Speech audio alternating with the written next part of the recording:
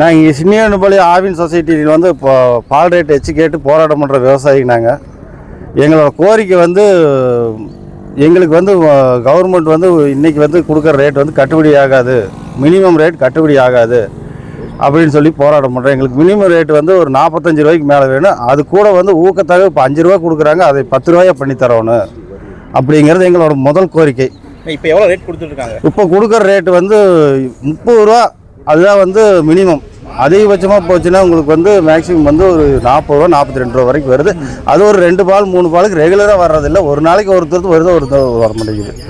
இப்போ ஆவரேஜாக பார்த்தீங்கன்னா ஒரு 33 ரூபா தான் வரும். இந்த ரேட்டை வச்சு எங்களால் கட்டுப்படி பண்ண முடியாது, பாடு கறந்து ஊற்ற முடியாது. அதே ப்ரைவேட்டில் வந்து ஒரு 50 ரூபா வரைக்கும் ரேட் கொடுக்குறாங்க, 55 வருது.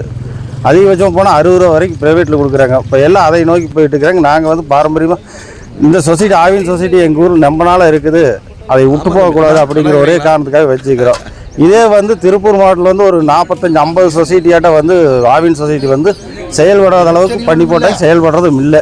எங்களோட சொசைட்டி அந்த மாதிரி போகக்கூடாதுங்கிற ஒரே காரணத்துக்காக நாங்கள் வந்து இங்கே வந்து எங்களோட வாழ்வாதாரத்தை இழந்துட்டு இதுக்கு காப்பாற்றிட்டு இருக்கிறோம். அதை வந்து எங்களுக்கு வந்து கவர்மெண்ட் வந்து ஒரு நல்ல முடிவு பண்ணி ஒரு 45 ரூபா வந்து மினிமம் கொடுக்கணும்.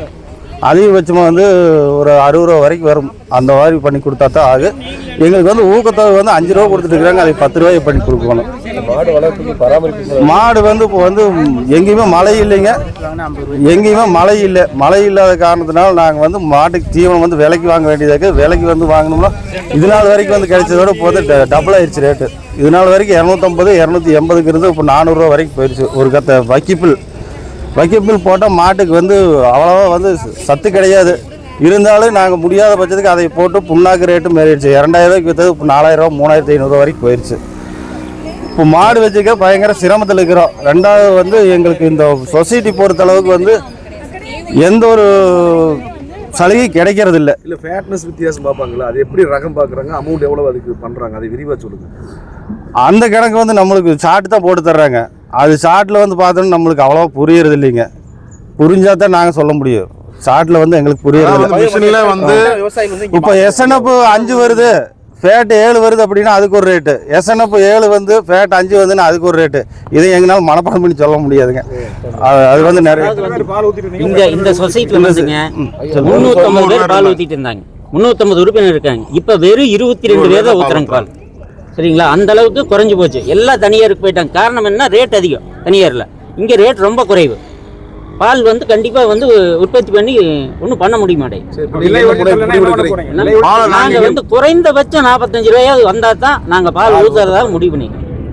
எங்கள் சொசைட்டிலேருந்து நாங்கள் ஆவினுக்கு பால் வந்து வழங்குறதில்ல. இப்போ 45 ரூபா கொடுத்துட்டு தான் இருக்கிறாங்க. இல்லைங்க, 45 இல்லைங்க, மென்ஷனே 45 ரூபா கிடையாது. இப்போ அதிகபட்ச ரேட்டே 41 ரூபா தான் அறிவிச்சிருக்காங்க தானே இது. ஆனால் இதுக்கு முன்னாடி வந்து 38 ரூபா தானுங்க. 38 ரூபா எல்லா பாலுக்கும் வராதுங்க. சரி, இப்போ சட்டமன்றத்தில் அறிவிச்சது நடைமுறை கொண்டு வந்துட்டாங்களா? சட்டமன்றத்தில் அறிவிப்பு தானுங்க, இன்னும் நடைமுறைக்கு வரல.